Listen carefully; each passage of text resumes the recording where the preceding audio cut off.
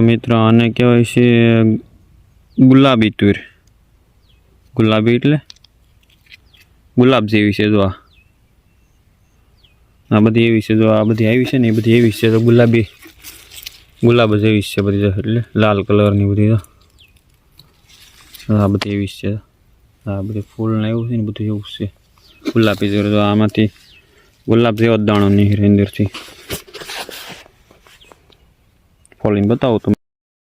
જો મિત્રો છે ને ગુલાબ જેવા દાણા એકદમ લાલ.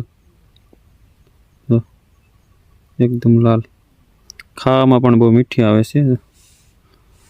બહુ મોટી થાય છે તુરા. દાણામાં છે બહુ મસ્ત ને કંઈ ઘટે જ નહીં એવી છે.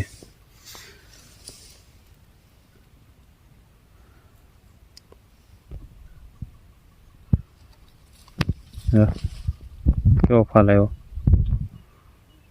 ઘટે જ નહીં એવો ફાલ છે.